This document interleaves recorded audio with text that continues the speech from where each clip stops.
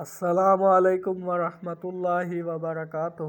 آپ دیکھ رہے ہیں یوٹیوب چینل نقش بندی بیان ٹی وی۔ میں ہوں ماہر محمد راشد۔ میں آپ کے سامنے ایک نئی ویڈیو پیش کر رہا ہوں۔ آپ سب دوستوں کو معلوم ہے کہ ماہ رمضان المبارک کا دوسرا عشرہ چل رہا ہے۔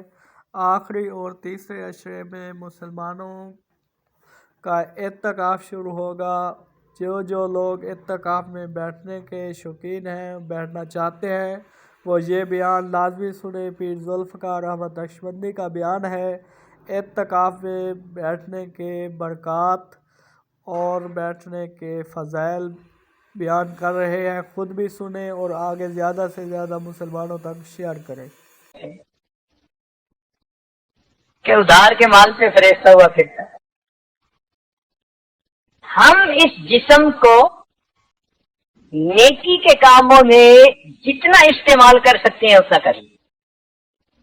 دستور یہی ہے، اگر گھر میں استری خراب ہو جائے اور ہم بھائی کے گھر سے منگائیں کہ جی ہمیں دفتر جانا ہے، تو بیوی ایک جوڑا استری نہیں کرتی، وہ اپنے بھی کر لیتی ہے، بچوں کے بھی کر لیتی ہے، 2-4 دن کے کر لیتی ہے، کہ اپنی استری آنے میں ٹائم لگ جائے گا تو ادھار لیا ہے، بار بار مانگی بھی نہیں جاتی۔ اب تھوڑی دیر میں جتنا کام نکال سکتے ہو نکالو۔ جس طرح ادھار کی چیز پہ تھوڑی دیر میں زیادہ سے زیادہ کام لوگ نکالتے ہیں، ہمیں بھی چاہیے یہ جسم ادھار کا مال ہے، تھوڑے وقت میں اس سے زیادہ اللہ کی عبادت ہے۔ پچھلے سال جو عبادتیں کی آپ نے، آج آپ کو اس کی تکلیفیں یاد نہیں ہے، تھکاوٹ یاد نہیں ہے، مگر نامہ اعمال میں اس کا اجر موجود ہے۔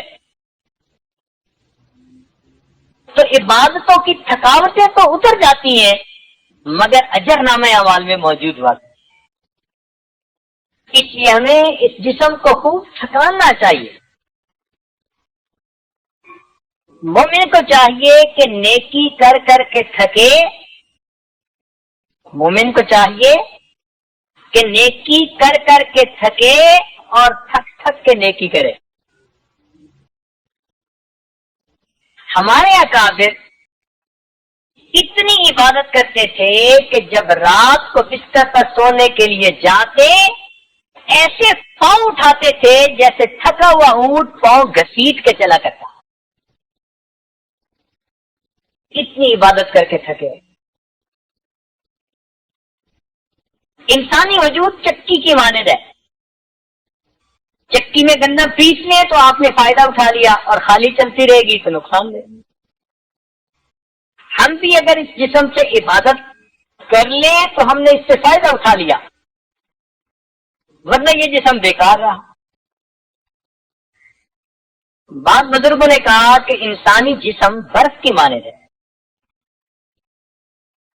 برف کو آپ ٹھنڈا پانی میں ڈال کے ٹھنڈا کر لیں تو برف سے فائدہ اٹھا لیا ہے، اور اگر ایسا نہیں کریں گے تو برف میں تو پگھل جائیں گے۔ ایک بزرگ فرماتے تھے کہ مجھے ایک برف والے نے سبق سکھا دیا۔ انہوں نے کہا وہ کیسے؟ کہنے لگے میں بازار میں گیا تو میں نے ایک برف والے کو دیکھا کہ اس کی برف پگھلتی جا رہی ہے اور قدرتاً خریدنے والا کوئی بھی نہیں۔ اب اس کو پریشانی لاحق ہے کہ اگر کوئی نہیں خریدے گا میری برف تو پگھل گئی، میرے پیسے تو ضائع۔ تو کہنے لگے میں نے اس کے دل پہ بڑی حسرت دیکھی اور بالآخر وہ کھڑے ہو کر بازار میں آواز لگانے لگا، لوگوں رحم کرو اس شخص پر جس کا سرمایہ پگھل رہا ہے، لوگوں رحم کرو اس شخص پر جس کا سرمایہ پگھل رہا ہے۔ تو یہ زندگی بھی سرمایہ ہے جو پگھلتی چلی جائے۔ ہو رہی ہے عمر مثل برف کم، رفتہ رفتہ چپکے دم بدم۔ جو دن آج ہماری زندگی میں غروب ہوا یہ لوٹ کے دوبارہ طلوع نہیں ہو سکتا، یہ دن گزر گیا، اب جو دن باقی ہیں وہ گزریں گے اور بالآخر زندگی گزر جائے۔ انسان یہی سوچتا رہتا ہے، جب پوچھتے ہیں ایک دوسرے سے سناؤ جی کیا حال ہے، وقت اچھا گزر رہا ہے، وقت اچھا گزر رہا ہے. ہم یہی کہتے ہیں وقت اچھا گزر رہا ہے، اچھا گزر رہا ہے، اور موت کے وقت پتہ چلتا ہے کہ وقت نے تو کیا گزرنا تھا، میں خود ہی گزر گیا. خود ہی بندہ گزر جاتا ہے. ہم جیسے کئی آئے اور گزر گئے. اس لیے کسی عارف نے کہا کہ بیکار انسان سے تو مردہ زیادہ بہتر ہے.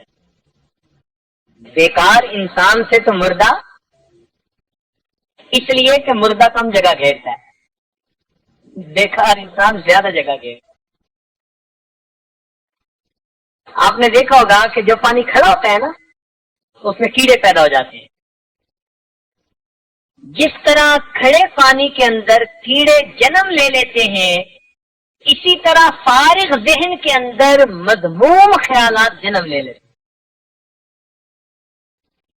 جو شخص اپنے دل و دماغ کو اللہ کی یاد کی طرف متوجہ نہیں رکھے گا، شیطانی شہوانی نفسانی خیالات خود بخود اس کے ذہن میں آئیں.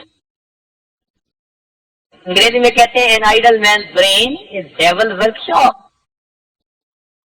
ہمارے اکابر نے زندگی کی حقیقت کو سمجھا اور انہوں نے اپنے جسم کو عبادتوں میں خوب تھکایا. نبی علیہ الصلوۃ والسلام اتنی عبادت فرماتے تھے، حدیث پاک میں آتا ہے حتی یتغرمت قدماہ، کہ نبی علیہ الصلوۃ والسلام کے قدمین مبارک کے اوپر ورم آ جایا کرتا تھا. پاؤں مبارک سوج جاتے تھے، اتنی عبادت کرتے تھے. امام اعظم ابو حنیفہ رحمۃ اللہ علیہ کے بارے میں لکھا ہے کہ رمضان المبارک میں ایک قرآن پاک دن میں تلاوت کرتے، ایک قرآن پاک رات میں تلاوت کرتے، اور 3 قرآن پاک تراویح میں تلاوت کرتے، تو ٹوٹل ان کے 63 قرآن پاک ہو جاتے. ایک بزرگ تھے، ان کی 80 سال عمر تھی، اور 80 سال کی عمر میں وہ روزانہ 70 مرتبہ کعبے کا طواف کیا کرتے تھے. ایک طواف کے ہوتے ہیں 7 چکر، تو 70 طواف کے 490 چکر، اور ہر طواف کی 2 رکعت واجب الطواف، تو 70 ضرب 2 140 تو نفلیں ہی ہو گئی. اب ہم اگر کسی دن 140 نفلیں پڑھیں نا تو پھر آخر پر ہمیں اللہ کی جگہ وہی اللہ نکلے گا. اور یہ ان کا زندگی کا ایک عمل، باقی اعمال اور معمولات اس کے علاوہ ہوا کرتے تھے. امام ابو یوسف رحمۃ اللہ علیہ وقت کے چیف جسٹس تھے. عالم اسلام کے سب سے بڑے قاضی وہ تھے اپنے زمانے میں. جو فتوے کوئی اور جواب نہیں دے سکتا تھا تو چلتے چلاتے جیسے سپریم کورٹ میں جاتے ہیں تو امام اعظم ابو حنیفہ رحمۃ اللہ، امام ابو یوسف رحمۃ اللہ کے پاس آیا کرتے تھے. وہ سارا دن دین کا کام کرتے، جب رات ہوتی تو ہر رات میں 200 رکعت نفل پڑھا کرتے تھے. اتنے مصروف بندے، اور رات کو اتنی اللہ تعالیٰ کی. انہوں نے زندگی اپنی دین کے لیے خوب گزاری. چنانچہ ہمارے ایک بزرگ گزرے ہیں خواجہ فضل علی قریشی رحمۃ اللہ علیہ، وہ خود فرمایا کرتے تھے کہ میں وضو کر کے اپنی زمین میں کام کرنے کے لیے نکلتا تھا اور زبان سے اللہ کا ذکر بھی کرتا تھا. ہر روز 70,000 مرتبہ اس میں ذات ذکر کرنے کا میرا معمول ہوا کرتا تھا. روزانہ 70,000 مرتبہ. ہمارے لیے ایک تسبیح پڑھنی سبحان اللہ کی مشکل ہوتی. چنانچہ کتنے لوگ ہیں روزانہ 10,000 مرتبہ کلمہ طیبہ کا ذکر کرتے ہیں. لاہور میں ایک عالم سلسلہ میں داخل ہوئے تو انہوں نے صبح کے ناشتے کے لیے دعوت دی. کہنے لگے کہ حضرت میرے والد عاشق قرآن تھے ہم نے ان سے پوچھا کہ بھائی ہمیں ناشتے میں اب اتنی دلچسپی نہیں رہی، ان کے حالات سننے میں دلچسپی زیادہ ہو گئی ہے، آپ ہمیں اپنے والد کے واقعات سنائیں۔ وہ کہنے لگا یہ ایک واقعہ سناتا ہوں۔ میرے والد گرامی کو کسی بزرگ نے بتا دیا کہ اگر 2 سال تک روزانہ ایک قرآن مجید کی تلاوت کرو گے تو قرآن مجید کا فیض تمہاری آئندہ نسل میں جاری ہو جائے گا۔ میرے والد صاحب نے اس کے لیے ارادہ کر لیا، روز قرآن پاک پڑھنے کا معمول بنایا، ایک قرآن مجید روزانہ پڑھنا، سردی گرمی، خوشی غمی، صحت بیماری، دیس پردیس، ہر حال میں انہوں نے روزانہ ایک قرآن مجید پڑھا، حتیٰ کہ 2 سال مکمل ہوئے۔ کہنے لگا اس کا نتیجہ عجیب ہے کہ میرے والد کے جتنے بیٹے اور جتنی بیٹیاں، ان کے آگے جتنے بیٹے اور جتنی بیٹیاں 10 سال سے اوپر کی عمر میں ہیں، سب کے سب قرآن پاک کے حافظ ہیں۔ میرے والد کی نسل میں نرینہ اولاد یا مادینہ اولاد کوئی بھی جو نسل آگے چلی ہے، ہمارے خاندان کا 10 سال کے اوپر کا ہر بچہ قرآن پاک کا حافظ۔ اللہ، یہ لوگ ابھی زندہ ہیں، فوت شدہ لوگوں کی باتیں نہیں کر رہا۔ اگر یہ لوگ آج کے اس دور میں اتنی اللہ تعالیٰ کی عبادت کر سکتے ہیں تو کیا ہم روزانہ ایک پارہ قرآن مجید کی تلاوت نہیں کر سکتے؟ ہمارے قریبی رشتہ داروں میں سے ایک بزرگ تھے، عالم تھے، وہ کہنے لگے کہ میں جب اپنے حضرت سے بیعت ہوا تو انہوں نے مجھے ایک قرآن پاک روزانہ قرآن تلاوت کا حکم دیا۔ خود مجھے فرمانے لگے کہ اس وقت مجھے بیعت ہوئے 43 سال کا عرصہ گزر چکا، ان 43 سالوں میں ایک دن میری تلاوت قضا نہیں ہوئی۔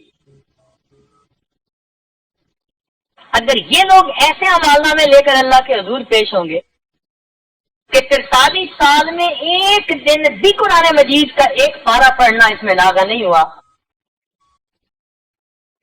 تو پھر سوچیں کہ ہم اس دن کیا کریں گے۔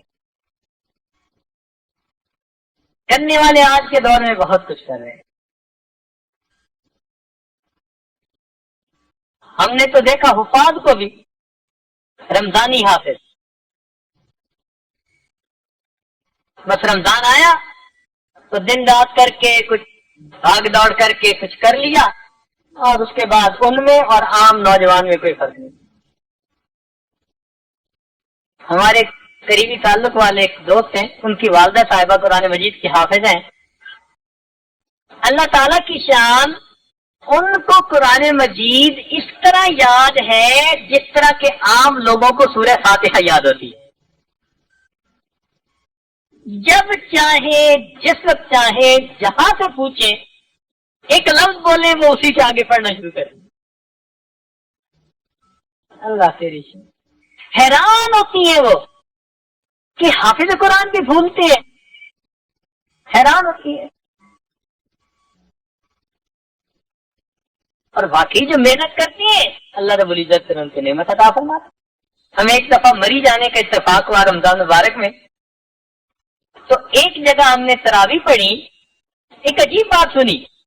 وہ کہنے لگے کہ اس مصلی پر جو قرآن سناتے ہیں وہ بڑے چنے ہوئے ہوتے ہیں، مگر خاص بات یہ ہے کہ 36 سال میں یہاں تراویح پڑھانے والے کسی حافظ کو ایک مرتبہ بھی لقمہ نہیں لینا پڑا، 36 سال میں۔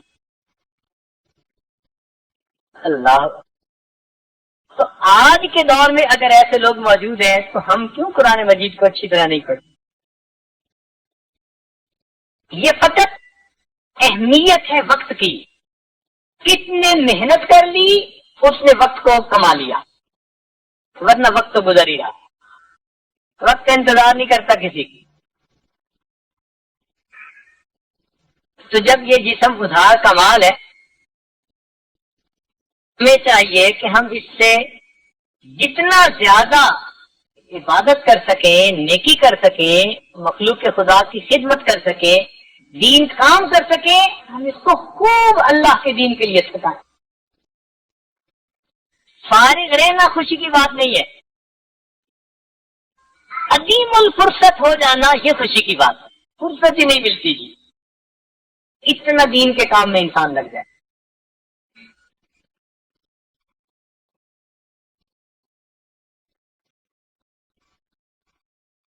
ایک صاحب چند دن پہلے ملنے کے لیے آئے، 16 سال سے صائم الدہر تھے، 16 سال سے متواتر روزے کی حالت میں زندگی گزاری۔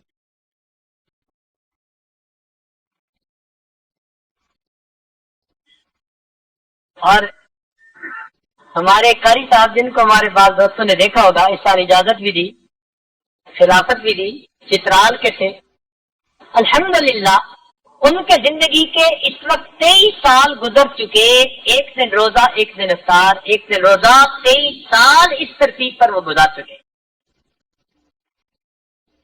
تو بھئی اگر آج کے دور میں ایسے لوگ زندہ موجود ہیں جو اللہ کے لیے یہ کچھ کرتے ہیں، تو کیا 10 دن ہم اللہ تعالیٰ کی خوب جی بھر کے عبادت نہیں کر سکتے؟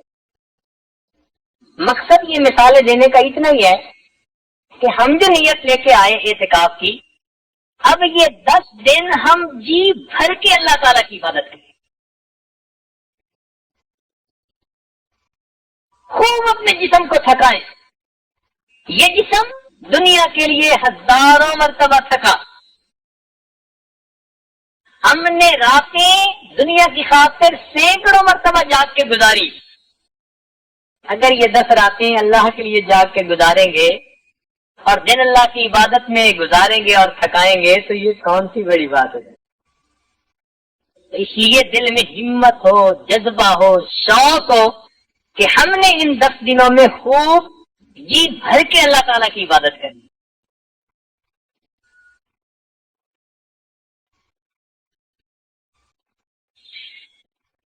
اور ان 10 دنوں کے وقت کی قدر کریں۔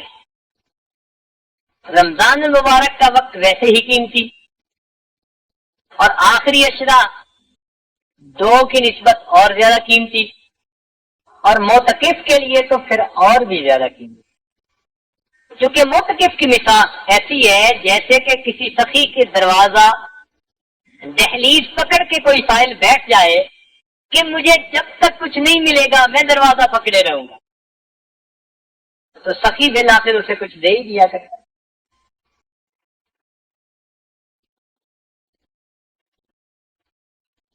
ہمارے مشائخ نے فرمایا الوقت من ذهب وفضہ، وقت جو ہے نا وہ سونے اور چاندی کی ڈلیوں کی مانند ہے، استعمال کر لو تو چاندی بنا لو، اور زیادہ اخلاص کے ساتھ کرو تو سونے کی ڈلی بنے گی، اور اگر استعمال نہیں کرو گی تو مٹی کے ڈھیلے کی مانند گزر جائے۔ بلکہ بعض بزرگوں نے کہا الوقت سیف قاطع، وقت ایک کاٹنے والی تلوار ہے۔ امام شافعی رحمۃ اللہ فرماتے تھے کہ مجھے صوفیاء کی 2 باتوں سے بہت فائدہ ہوا۔ ایک بات تو یہ کہ وقت ایک کاٹنے والی تلوار ہے، اگر تم اسے نہیں کاٹو گے تو وہ تمہیں کاٹ کے رکھ دے گی، اور دوسرا فرمایا کرتے تھے کہ یہ بات مجھے بہت اچھی لگتی ہے کہ اگر تم نفس کو حق میں مشغول نہیں کرو گے تو نفس تمہیں باطل میں مشغول کر دے گا۔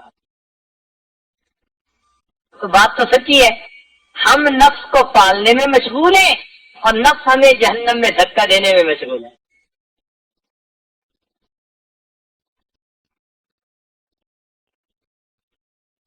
بہرحال جتنا بھی وقت ہے ہمارا وہ طے شدہ ہے۔ اے شمع تیری عمر طبعی ہے ایک رات، ہنس کے گزار دے یا پھر رو کر گزار۔ اس ہماری زندگی کے اوقات میں جو یاد الہی میں وقت گزر رہا ہے نا بھائی، یہ تو زندگی ہے اور باقی ساری کی ساری شرمندگی۔ ایک بڑے میاں سے کسی نے پوچھا کہ بڑے میاں عمر کتنی؟ کہنے لگے 15 سال. ان کا کیوں جوان بننے کا زیادہ ہی شوق ہے کہ 15 سال؟ کہنے لگے نہیں بھائی، جب سے توبہ کر کے اللہ سے سلوک کی ہے 15 سال گزرے ہیں، یہ میری زندگی ہے اور اس سے پہلے والی ساری شرمندگی. میری زیست کا حال کیا پوچھتے ہو، بڑھاپا نہ بچپن نہ میری جوانی، جو چند ساتیں یاد دل بھر میں گزری، وہی ساتیں ہیں میری زندگانی. جو چند ساتیں اللہ کی یاد میں گزر گئیں وہ میری زندگی ہے، اور باقی سارے کی ساری شرمیں.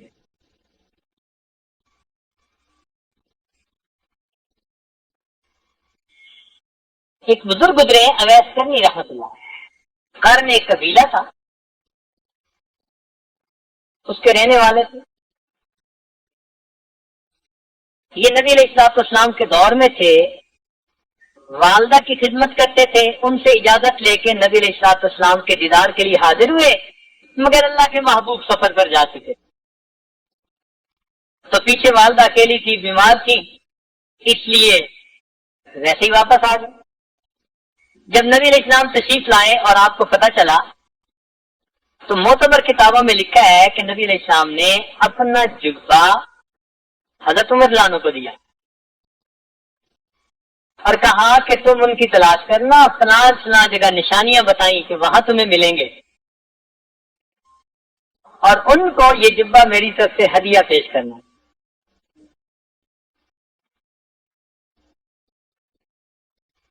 اور ان کو کہنا کہ وہ میری امت کی مغفرت کی دعا کریں. چنانچہ کچھ عرصے کے بعد نبی علیہ السلام کا وصال ہو گیا. تو بعد میں حضرت عمر رضی اللہ عنہ اور حضرت علی رضی اللہ عنہ، یہ دونوں حضرات ان کی تلاش میں گئے، ان کو ایک جگہ پا لیا، ان کو جبہ بھی دیا، ان کو بتایا بھی صحیح. کتاب میں لکھا ہے کہ بس تھوڑی سی گفتگو آپس میں ہوئی تو اس کے بعد اویس کرنی رحمت اللہ علیہ نے کہا کہ آپ نے بھی آخرت کی تیاری کرنی ہوگی اور میں نے بھی آخرت کی تیاری کرنی ہے، اچھا پھر روز معاشر کو ملیں گے. آپ نے بھی تیاری کرنی ہوگی، جیسے کل شادی کی تقریب ہے، آپ نے بھی تیاری کرنی ہوگی اور میں نے بھی تیاری کرنی ہے، اچھا روز معاشر میں لگا. ان کو رخصت کر دی. ہمارے ایک بزرگ گزرے حضرت مولانا حسین علی وہاں بچرا والے، ان کے بارے میں بھی یہی ہے.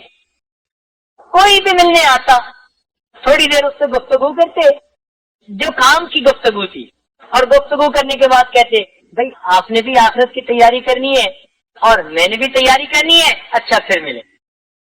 فارغ کر دیتے. کیسے لوگ تھے، ہر دن اپنی آخرت کی تیاری میں لگے ہوئے.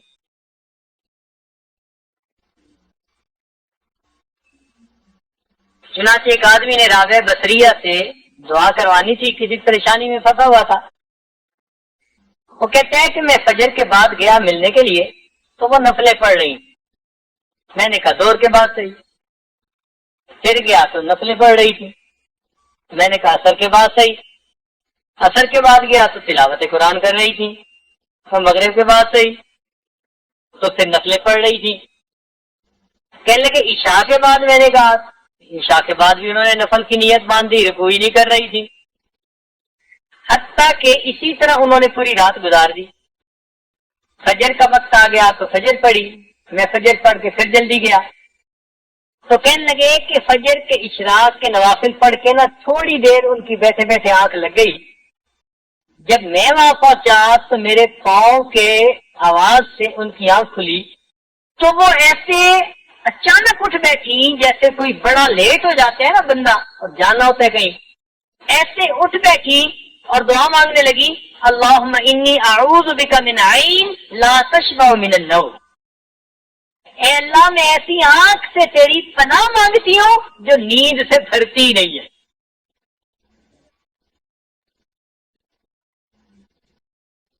اب بتائیے کہ تھوڑا سا حصہ دن کا سونے میں گزرا اور اس پر بھی استغفار کر رہے ہیں۔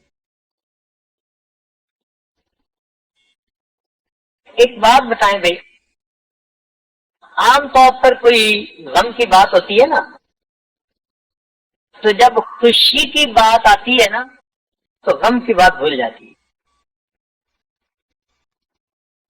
جب بھی خوشی ہوتی ہے نا بندے کو تو غم بھول جاتے ہیں، پکی بات ہے، غم بھول جاتے ہیں۔ جنت میں جانے سے بڑھ کر بھی کوئی خوشی ہو سکتی ہے؟ نہیں نہ ہو سکتی۔ اس لیے جنتی جب جنت میں جائیں گے تو کہیں گے الحمدللہ الذی اذھب عنا الحزن، ہم سے وہ غم چلا گیا۔ تو اب تو جنت میں کوئی بات نہیں ہونی چاہیے غم والی۔ اور جنت میں کتنی خوشیاں ہوگی کہ انسان اللہ تعالیٰ کا دیدار کرے گا، نبی علیہ السلام کا دیدار کرے گا، نیکوں کی محفل ہوگی، اور یہ خوشی ہوگی کہ اب یہ نعمتیں ہم سے کبھی واپس نہیں لی جائیں گی۔ اس خوشی کے حال میں بھی بندے کو ایک حسرت رہے گی۔ حدیث پاک میں آتے ہیں، حضرت شیخ الحدیث مولانا زکریا رحمۃ اللہ علیہ نے فضائل ذکر میں یہ حدیث کوٹ کی ہے۔ وہ فرماتے ہیں لا يتحسر اہل الجنہ الا على ساعۃ مرت بهم لم يذكروا اللہ تعالی، اہل جنت کو کسی بات پر حسرت نہیں ہوگی سوائے ایک بات کے کہ وہ وقت جو انہوں نے دنیا میں اللہ کی یاد کے بغیر یعنی غفلت میں گزارا تھا، جنتیوں کو غفلت میں گزرے ہوئے اس وقت پر حسرت ہوا کرے کہ کاش ہم اس میں غفلت نہ کرتے تو آج ہمارے رتبے اتنے زیادہ بلند ہوتے۔ اب بتاؤ کہ جو حسرت جنت میں بھی جان نہ چھوڑے گی وہ کیسی بڑی حسرت ہوگی۔ تو اس لیے اپنے وقت کو اللہ تعالیٰ کی یاد سے معمور کر لیجئے۔ نبی علیہ السلام نے ارشاد فرمایا اغتنم خمس قبل خمس، 5 کو 5 سے غنیمت سمجھو، زندگی کو غنیمت سمجھو موت سے پہلے، فرصت کو غنیمت سمجھو مشغولی سے پہلے، جوانی کو غنیمت سمجھو بڑھاپے سے پہلے، مال کو غنیمت سمجھو فقر سے پہلے، اور صحت کو غنیمت سمجھو بیماری سے۔ ایک اور حدیث پاک میں نبی علیہ السلام نے فرمایا نعمتان، 2 نعمتیں ایسی ہیں کہ جن میں اکثر لوگ کوتاہی کر جاتے ہیں، الصحہ والفراغ، صحت اور فرصت، دونوں نعمتیں ہوتی ہیں، ان کی جو قدر کرنی چاہیے تو وہ قدر نہیں کرتے۔ حدیث پاک میں یہ مضمون ہے۔ تو ہمیں چاہیے کہ ہم اپنے وقت کی قدر کریں جو پروردگار نے ہمیں انعام کے طور پر عطا فرمایا۔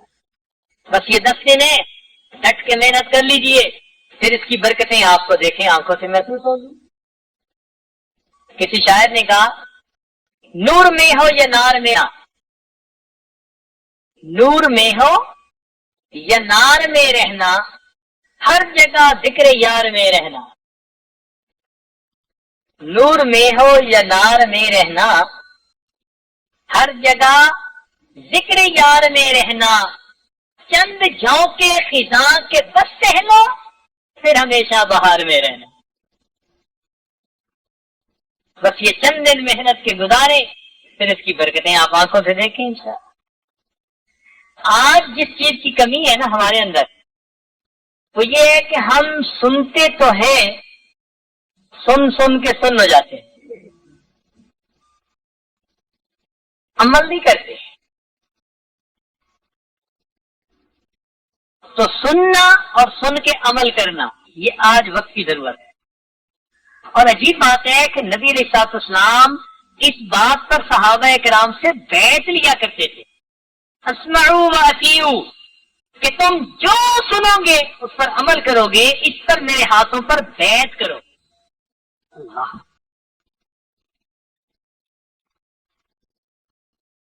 اس لیے جو لوگ سنتے ہیں اور اس پر عمل کرتے ہیں، اللہ تعالیٰ ایسے لوگوں کو پسند فرماتے ہیں۔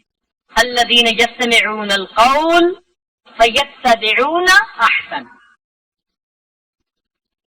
تو سننے کی نیت یعنی عمل کی نیت سے بیٹھ کر سنیں گے ہم ان باتوں. ایک جگہ ارشاد فرمایا ان فی ذلک لآیات لقوم یسمعون، اس میں نشانی ہے اس قوم کے لیے جو سنتے ہیں. اور ایک جگہ فرمایا ولو اراد اللہ خیر لاسمعهم، اگر اللہ ان کے ساتھ خیر کا ارادہ کرتا تو ان کو بات سنوا دیتا. اس لیے ہر بندہ بات نہیں سنا کرتا.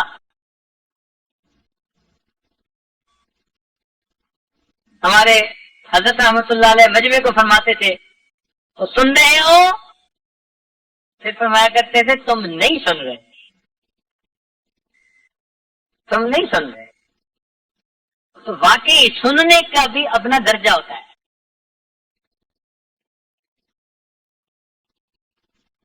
جہنمی جہنم میں جائیں گے نا تو فرشتے ان سے پوچھیں گے کہ تم لوگ کیوں جہنم میں آئے، تمہیں کوئی سمجھانے والا نہیں تھا؟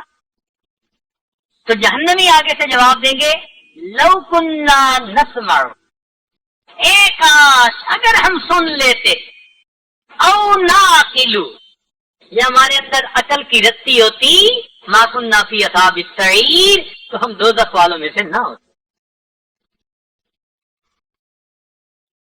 تو اس لیے ایمان والے سنتے ہیں اور اپنی عقل سمجھ کے اس کو سوچتے ہیں اور اس کو عملی جامہ پہناتے ہیں. آج کل تو انسان اپنے ضمیر کی آواز خود نہیں سنتا. جب بھی کوئی انسان گناہ کرتا ہے نا تو اللہ تعالیٰ نے اندر ایک ضمیر کی نعمت بنائی ہے. وہ ضمیر چیختا ہے، وہ چلاتا ہے، وہ بتاتا ہے، وہ ملامت کرتا ہے. کوئی نہیں سنتا، سنی انسنی کر دیتے، حالانکہ وہ ہمارا سچا ساتھی ہے. کبھی کبھی انسان اپنے آپ کو ضمیر کی عدالت کے کٹہرے میں کھڑا کر کے اپنے بارے میں رائے لے کہ میں کیا ہوں، صحیح بالکل فیصلہ ملے گا. اس لیے کہتے ہیں کہ اپنے بارے کی حقیقت معلوم کرنی ہو نا تو اپنی حقیقت اپنے دل سے پوچھو. دل وہ گواہ ہے جو کبھی رشوت قبول نہیں کرتا، سچی گواہی دیتا ہے. دل ہمیشہ بتائے گا کہ تم کتنے پانی میں ہو. دنیا کے سامنے ہم جو بنتے پھرے، بل الانسان والا نفسه بصیرہ ولو القى معاذیرہ. آج کے زمانے میں، آج کے اس وقت میں 5 خامیاں عام ہیں. 5 خامیاں بہت عام ہیں. پہلی بات کہ ہم علم تو حاصل کر لیتے ہیں، عمل میں اتنی کوشش نہیں کرتے. اس لیے جس سے بات کرو وہ کہے گا جی مجھے پتہ ہے. بھائی جانتے تو سب ہیں، اللہ تعالیٰ تو دیکھیں گے مانتے کتنا ہے. اگر نمٹ علم کے اوپر مغفرت ہونی ہوتی تو شیطان کی تو ہم سے پہلے ہو جاتی. اس کے علم میں تو کوئی ہمیں شک نہیں ہے. تو نمٹ علم کے اوپر نہیں ہوگی مغفرت. جس طرح چراغ جلائے بغیر فائدہ نہیں دیتا، اسی طرح علم عمل کے بغیر فائدہ نہیں دیتا.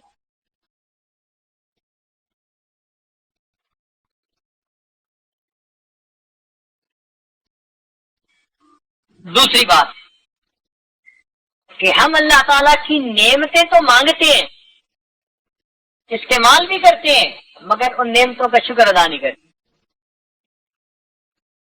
ہمارے اوپر اللہ تعالیٰ کی انگنت نعمتیں، وَإِن تَعُدُّوا نِعْمَتَ اللَّهِ لَا تُحْصُوهَا، اگر تم اللہ تعالیٰ کی نعمتوں کو گننا چاہو تم شمار بھی نہیں کر سکتے. اتنی انگنت نعمتیں ہیں مگر ہم اللہ تعالیٰ کا شکر ادا نہیں.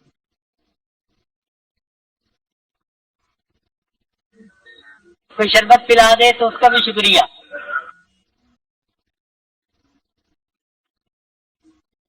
اور جو پروردگار دسترخوان پہ اتنی نعمتیں کھلاتا ہے، پیٹ بھر کے اٹھنے کے بعد وہ کھانے کی دعا یاد ہی نہیں رہتی.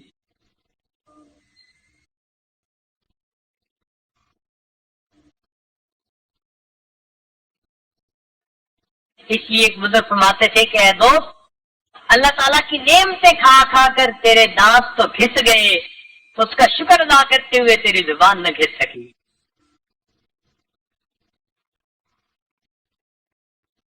تیسری بات کہ ہم گناہ کر بیٹھتے ہیں مگر استغفار نہیں کرتے۔ بعض تو اس وجہ سے کہ وہ سوچتے ہیں کر لیں گے، یعنی نیت ہوتی ہے گناہ چھوڑنے کی مگر کہتے ہیں ہاں ابھی چھوڑیں گے۔ ایک مالو شیام میں عجیب بات لکھی، وہ فرماتے ہیں بزرگ، اے دوست، تیرا توبہ کی امید پر گناہ کرتے رہنا، اے دوست تیرا توبہ کی امید پر گناہ کرتے رہنا اور زندگی کی امید پر توبہ کو مؤخر کرتے رہنا تیری عقل کا چراغ گل ہونے کی دلیل ہے۔ یہ اس بات کی دلیل ہے کہ تیرے عقل کا چراغ گل ہو جائے۔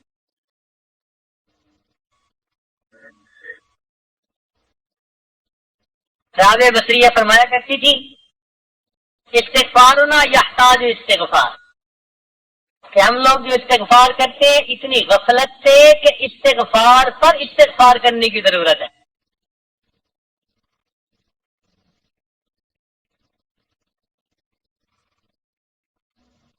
اور ایک بات یہ کہ ہم میت کو تو دفن کرتے ہیں مگر عبرت نہیں پکڑتے۔ ایک صاحب عجیب واقعہ سنانے لگے، کہنے کہ میرے ہمسائے میں ایک صاحب سے ان کی وفات ہو گئی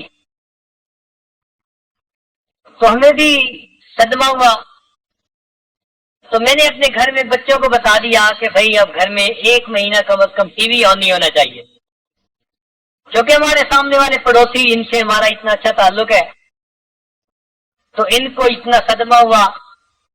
اور ان کے والد جوان العمر تھے اور اچھا کاروبار تھا، تو میرے گھر کے بیوی بچوں نے میرے ساتھ وعدہ کر لیا کہ ہم 40 دن تک ٹی وی کو آن نہیں کریں۔ کہنے لگے 4تھا دن گزرا تو جس گھر میں وفات ہوئی تھی اس گھر میں ٹی وی کی آواز آ رہی ہے، جس گھر میں وفات ہوئی اس گھر میں 4تھے دن ٹی وی آن ہے اور میں چل رہا۔ اس کا مطلب ہے کہ ان بچوں نے باپ کو دفن تو کیا، عبرت نہیں پکڑی۔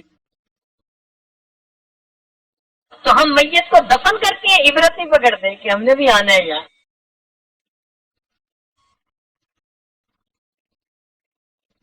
حسن بصری رحمۃ اللہ علیہ کے بارے میں آتا ہے کہ وہ اس قدر قبرستان جانے کے بعد اس قدر ان پر غم طاری ہوتا تھا کہ کئی مرتبہ جس چارپائی پر مردے کو لے جایا جاتا اس چارپائی پر ان کو لٹا کے واپس لایا کرتے، ایسی حالت ہو جاتی۔ اور یہ بھی کتابوں میں لکھا ہے، علامہ عبدالوہاب شیرانی رحمۃ اللہ نے کتابوں میں لکھا ہے کہ سب صالحین جب جنازہ لے کے چلتے تھے تو جنازے کے پیچھے ہر بندے کی آنکھ سے آنسو ٹپکتے تھے، باہر والے بندے کے لیے پہچاننا مشکل ہوتا تھا کہ جنازے کا ولی کون ہے۔ سارے جو روتے نظر آ رہے ہوتے تھے موت کو یاد کر کے، آخرت کو یاد کر کے، گناہوں کو یاد کر کے، تو لکھا ہے کہ یہ پہچاننا مشکل ہوتا تھا کہ میت کا ولی کون ہے، تو وہ جنازے سے عبرت پکڑتے۔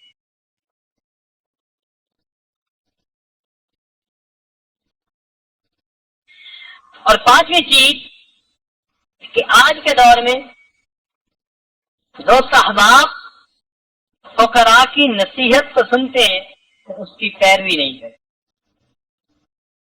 بس سننے تک کی کام رکھتے ہیں اور پھر آپس میں تقابل کرتے ہیں۔ یہ ایک نئی مصیبت کہ فلاں کا بیان ایسا ہوتا ہے اور فلاں کا تو ایسا ہوتا ہے۔ اور خدا کے بندے، بجائے اس کے کہ ہم اس میں پڑھیں، ہم یہ کیوں نہیں سوچتے کہ جو ہمیں بتایا گیا ہے اس میں ہمارے لیے عمل کا پیغام کیا ہے؟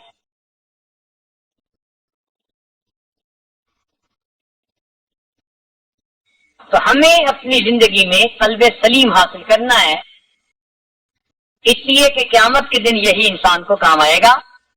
اللہ تعالیٰ ارشاد فرماتے ہیں یوم لا ینفع مال ولا بنون، قیامت کے دن نہ مال کام آئے گا نہ بیٹے کام آئیں گے، الا من اتى اللہ بقلب سلیم، جو ثمرہ ہوا دل لایا وہ دل اسے کام آئے گا۔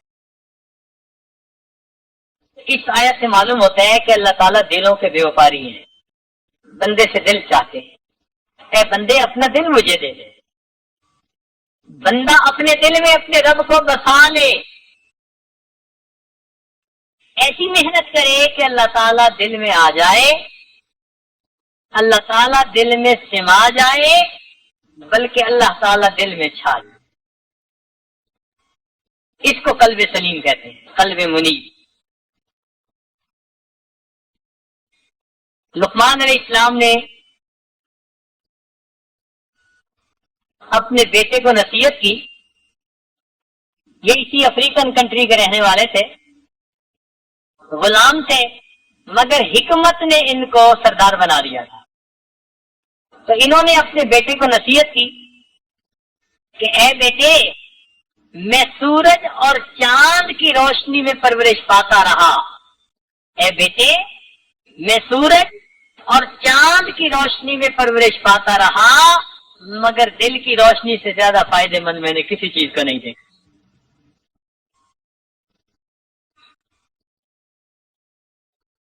تسخیر مہر و ماہ مبارک تمہیں مگر، تسخیر مہر و ماہ مبارک تمہیں مگر، دل میں اگر نہیں تو کہیں روشنی نہیں۔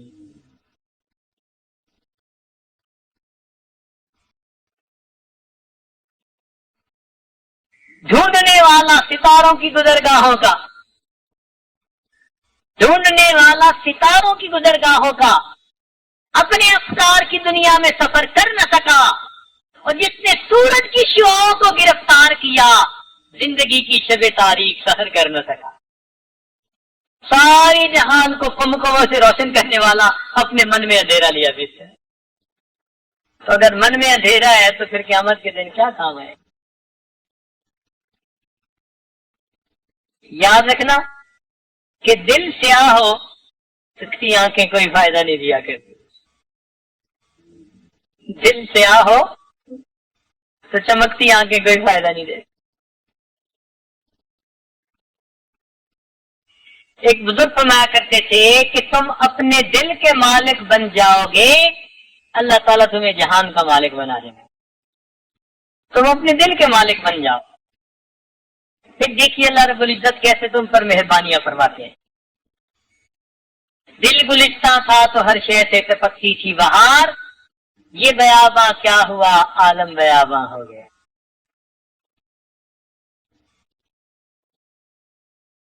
تو دل اہل اللہ کی محفل میں سنورتے ہیں، ہم یہاں اکٹھے ہیں اپنے دلوں کو سنوارنے کے لیے۔ تو بس یہ آپ ذہن میں رکھیے کہ ہم نے جو یہ 10 دن ہیں یہ کوئی بھی گناہ نہیں کرنا، نہ آنکھ سے، نہ زبان سے، نہ کان سے، نہ دل دماغ سے، نہ ہاتھ سے، نہ شرمگاہ سے۔ ہم نے ان 10 دنوں میں کوئی بھی گناہ نہیں کرنا۔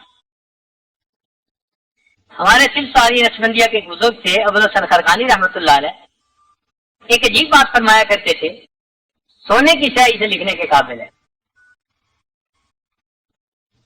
فرماتے تھے کہ جس شخص نے جو دن گناہوں کے بغیر گزارا،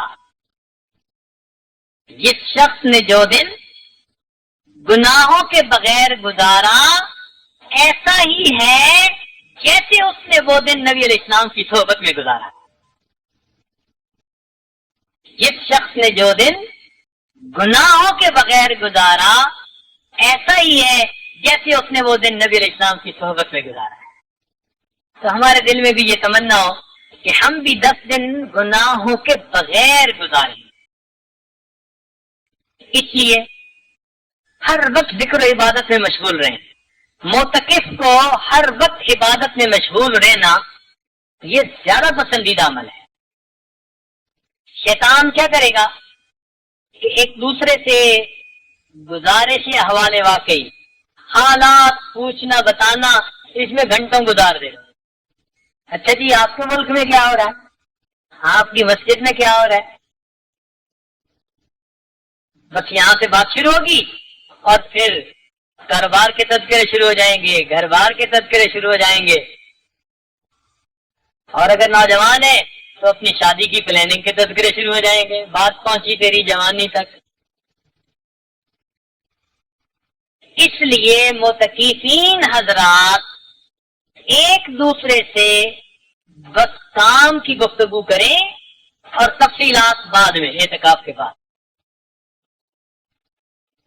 ضروری جو گفتگو ہو بس وہ کریں، اس سے زیادہ نہیں۔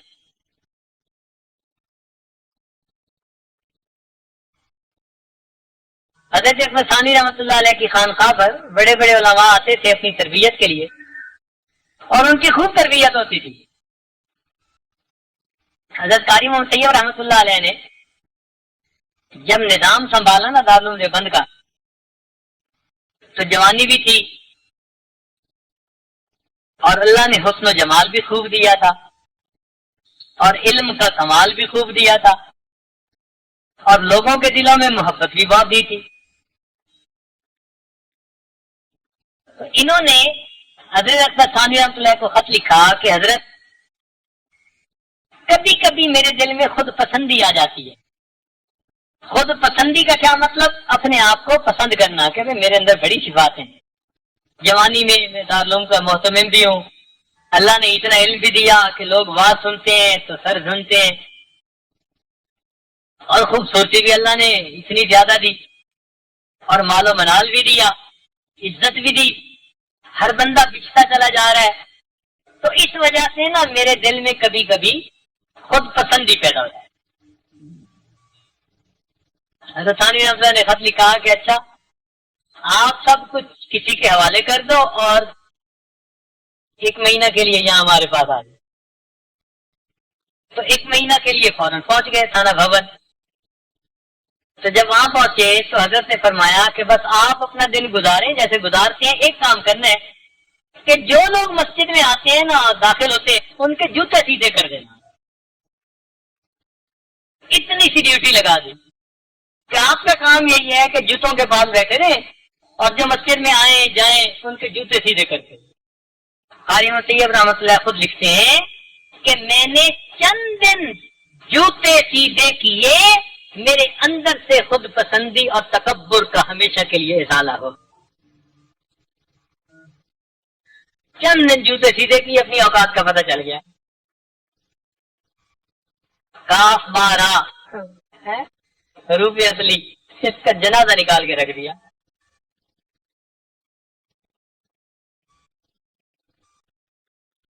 تو ایسے ہی ان حضرات کے پاس نسخے تھے کہ وہ تکبر، خود پسندی اور ایسی بیماریوں کو جڑ سے اکھاڑ کے پھینک دیتے۔ چنانچہ ایک دفعہ ان کے پاس اس خانقاہ میں حضرت مفتی محمد شفیع رحمۃ اللہ علیہ بھی پہنچ گئے اور مولانا بناری رحمۃ اللہ علیہ بھی پہنچ گئے۔ اب دونوں حضرات جوان نئے نئے پڑھ کے فارغ ہوئے اور شوق میں گئے کہ بھائی ہم نے دارالعلوم میں تو پڑھ لیا، اب کچھ بزرگوں کی بھی صحبت اختیار کریں۔ عشاء کی نماز ہوئی تو جو پرانے لوگ تھے وہ سب اپنے اپنے کمروں میں، چھوٹے چھوٹے کمرے بنے ہوئے تھے، اب بھی جا کے دیکھیں تو ایسے ہی ہیں، اسی حال میں باقی ہیں۔ اب یہ حضرات ایک کمرہ ان کو دیا گیا تھا، تو یہ جب اپنے کمرے میں گئے تو کسی ٹاپک پہ بات چل پڑی، تو دونوں عالم تھے اور ازبر تھی چیزیں اور بڑے ذہین اور فطین تھے۔ اب آپس میں خوب بحث چلنی شروع ہو گئی، دلائل چلنے شروع ہو گئے۔ ابھی دلائل چل رہے تھے کہ وہ جو بڑے میاں تھے نا جو نگران تھے وہ آگے اپنا کھوٹا لے کے کہنے لگے کہ شہزادو پہلے دن آئے ہو، تمہیں ابھی پتہ نہیں یہاں کا، یہاں عشاء کے بعد کوئی نہیں بات کر سکتا، کرنی ہے تو اپنے دل میں اپنے رب سے باتیں کرو، بس ایک دوسرے سے نہیں کر سکتا کیونکہ پہلا دن ہے۔ لہذا آج میں آپ کو تنبیہن کہہ رہا ہوں، آج کے بعد میں نے پھر آپ دونوں کو بات کرتے دیکھا تو دونوں کے بستر خانقاہ سے اٹھا کے باہر رکھ دیے جائیں گے۔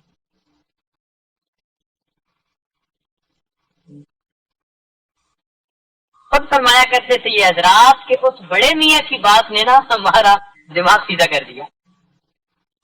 پھر ہم صحیح آداب کے ساتھ رہے اور ہمیں پھر اللہ نے چپ کے مزے عطا فرما دیے. چپ کے بھی تو مزے ہوتے ہیں نا بھائی, ہر بندہ واقف نہیں ہے. آج کل کھانے کے مزے سے لوگ واقف ہیں اور فاقے کے مزے سے واقف نہیں ہے. بولنے کے مزے سے واقف ہے, چپ کے مزے سے واقف نہیں ہے. سونے کے مزے سے واقف ہے, جاگنے کے مزے سے واقف نہیں ہے. تو چپ کا اپنا مزہ ہے. اس لیے جو جتنا بڑا عالم ہوگا نا, آپ اس کو دیکھیں اکثر وہ زیادہ خاموش ہے. کہہ رہا ہے شور دریا سے سمندر کا سکوت, کہہ رہا ہے شور دریا سے سمندر کا سکوت, جتنا جس کا ظرف ہے اتنا ہی وہ خاموش. تو ہم بھی کام کی بات کریں اور گپوں سے ہم احتراز کریں, پرہیز کریں. یہ چیز نقصان دیتی ہے.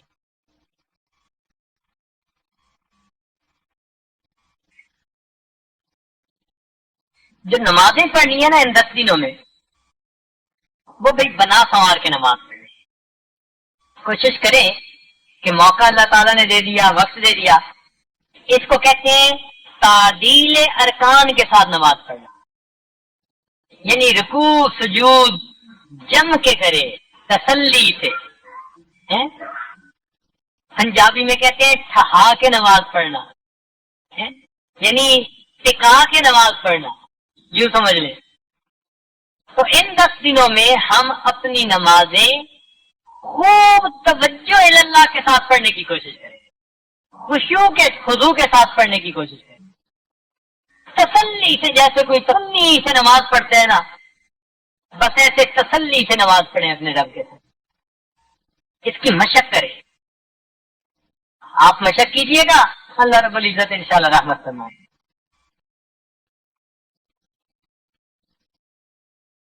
حضرت شاہ اسماعیل شہید رحمۃ اللہ علیہ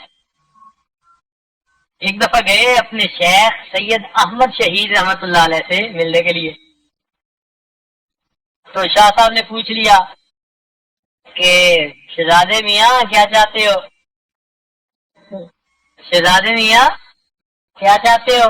تو کہتے ہیں آگے سے پتہ نہیں میرے دل میں کیا آیا, تو میں نے کہہ دیا کہ حضرت مجھے صحابہ جیسی کوئی نماز ہی پڑھا دے. ہم ہوتے تو کاروبار کی اچھائی کی دعا کو منگواتے, یا نیک خوبصورت بیوی ملنے کی دعا منگواتے. تو انہوں نے دعا کیا منگوائی کہ حضرت کوئی صحابہ جیسی نماز ہی ہمیں پڑھائیں. کہنے لگے, سن کے خاموش ہو گئے. رات ہوئی تو تہجد میں اٹھا تو مجھے فرمان لگے بھائی اٹھ گئے؟ ان کا جی اٹھ گیا. فرمان لگے جاؤ اللہ کے لیے وضو کرو. فرماتے ان الفاظ میں پتہ نہیں کیا بجلی بھری تھی کہ اللہ کے لیے وضو کرو, کہ میرے دل پر ایک عجیب اللہ کی ہیبت عظمت طاری ہو گئی. اور میں نے جب وضو کیا تو مجھے ایسے لگ رہا تھا کہ جیسے اللہ تعالیٰ دیکھ رہے ہیں اور میں ان کے سامنے وضو کر رہا. کہنے لگے وضو کر کے آیا؟ تو فرمان لگے وضو کر لیا. میں نے کہا جی کر لیا. فرمانے اللہ کے لیے 2 رکعت پڑھو. ایسے انداز سے انہوں نے, اصل میں وہ توجہ باطنی بھی ساتھ مل رہی تھی. تو فرمایا اللہ کے لیے 2 رکعت پڑھو. تو یہ رکعت جو میں نے سنی نا اللہ کے لیے, تو بس اب تو میں نے 2 رکعت کی نیت باندھی اور بس میرے اوپر گریہ تاری شروع ہو گئے. اور میں 2 رکعت پڑھوں اور میرا دل میں خیال آیا کہ میں نے تو بھائی صحیح نہیں پڑھی.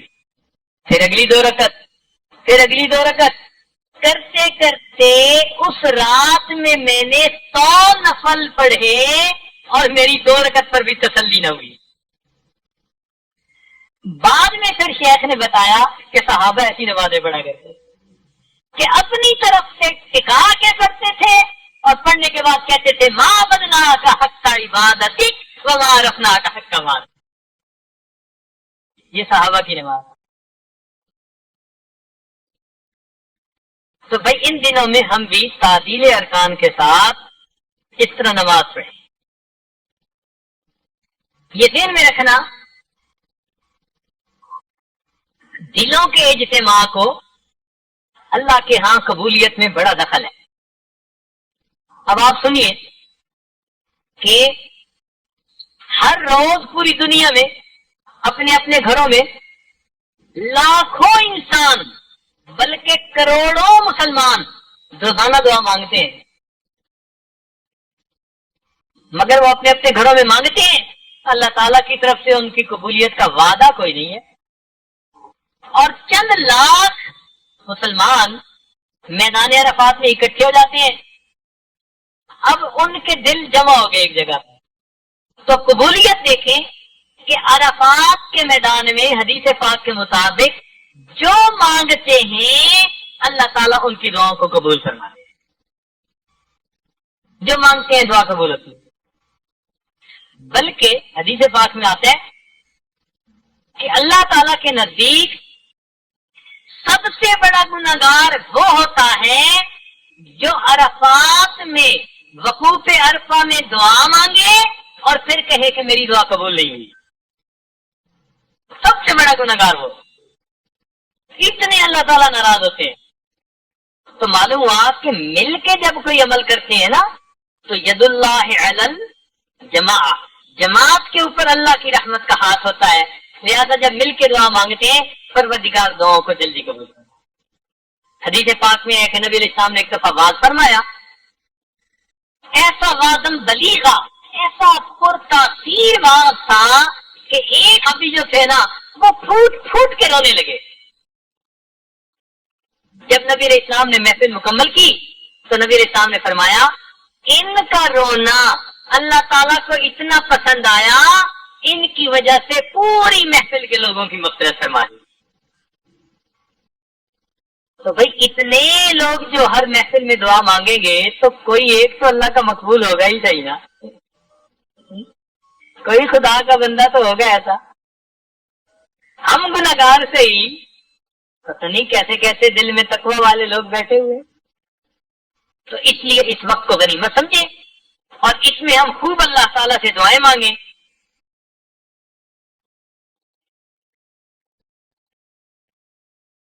ایک اصول یاد رکھ لیں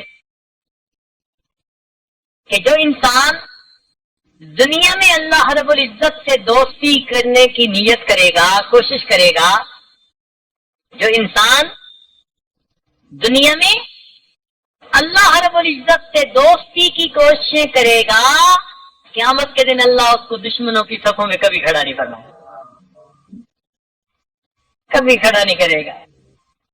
اس مالک کی رحمت گوارا نہیں کرے گی، یہ دنیا میں مجھ سے دوستی کی کوششیں کرتا تھا اور مجھ سے دوستی کی دعائیں مانگتا تھا، اس کو میں دشمنوں کی صف میں کھڑا کر دوں، اللہ تعالیٰ کی رحمت کبھی گوارا نہیں کرے گی۔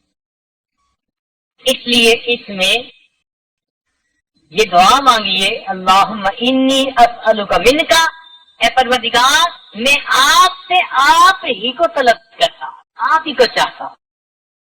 اللہ تعالیٰ کی محبت مانگیے، پھر دیکھیے اس محبت میں اللہ تعالیٰ ہمیں کیسی برکت عطا فرمائیں۔ یہ ہماری خوش نصیبی ہے کہ ہمیں اللہ تعالیٰ نے ایک موقع اور دے دیا، رمضان مبارک کا، ورنہ حقیقت تو یہی ہے کہ ہمارے گناہوں کو دیکھا جائے چہرے ہی مسخ ہو جاتے، زمین میں ہی دھس جاتے، پتہ نہیں کیا کیا عذاب آنے کے قابل تھے، مگر اس پروردگار نے پھر مہربانی کی، اپنے گناہگار بندوں کو اپنے در پر دہلیز پکڑ کر بیٹھنے کا ایک موقع اور عطا فرمایا۔ تو اللہ تعالیٰ کا ارادہ خیر کا ہے، وہ دینا چاہتا ہے، وہ پروردگار اپنے در پر آنے والوں کو خالی نہیں بھیجا کرتا۔ سخی دنیا کا نہیں سننا چاہتا کہ لوگوں کی محفل میں کوئی فقیر کہے تو جی میں نے آپ کے در سے مانگا تھا مجھے ملا نہیں تھا۔ ارے دنیا کا سخی سننا گوارا نہیں کرتا کہ لوگوں میں بیٹھ کے کوئی فقیر کہے میں اس کے دروازے پر گیا مانگا مجھے نہیں ملا، پروردگار کیسے پسند فرمائیں گے کہ روز محشر کوئی بندہ کہے اللہ میں آپ کے در پر یہ رو رو کے مانگتا تھا مجھے آپ کے در سے نہ ملا۔ اللہ تعالیٰ کبھی سننا گوارا نہیں کریں گے، جو مانگے گا پروردگار عطا فرما دے، ضرور عطا فرما۔ اس لیے اللہ تعالیٰ دے کے خوش ہوتے ہیں اور بندہ لے کے خوش ہوتا ہے۔ تو اس لیے ہم خوب مانگیں اپنے پروردگار سے ان 10 دنوں میں تہجد کی پابندی کریں، تسبیحات، ذکر، مراقبہ، مجالس، ایک ترتیب دوستوں نے بنا دی ہے اور اس کی فوٹو کاپی کروا دی ہے۔ اب ہر عمل اس کے مطابق کریں، اجتماعی عمل کا زیادہ خیال رکھیں۔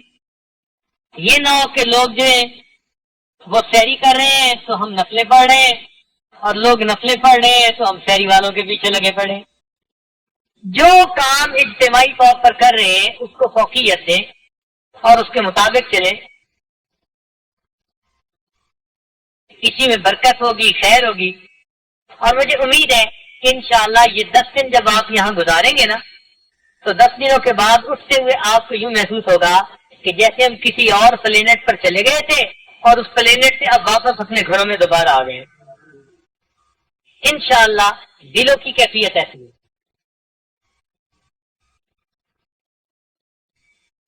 فکر دنیا کر کے دیکھی، فکر عقبہ کر کے دیکھ۔ توجہ فرمائیے، فکر دنیا کر کے دیکھی، فکر عقبہ کر کے دیکھ، چھوڑ کر اب فکر سارے، ذکر مولا کر کے دیکھ۔ کون کس کے کام آیا، کون کس کا ہے بنا، سب کو اپنا کر کے دیکھا، اب رب کو اپنا کر کے دیکھ۔ بڑے دنیا سے دل لگائے، اب ان 10 دنوں میں رب سے دل لگا کے دیکھیں کہ وہ پروردگار کتنا مہربانی فرماتا ہے۔ انشاءاللہ ہم آداب کے ساتھ وقت گزاریں گے تو رب کریم ہم پر مہربانی فرمائیں گے۔ رب کریم ہم آپ سب کا یہاں حاضر ہونا قبول فرما لے۔ وآخر دعوانا ان الحمدللہ رب العالمین۔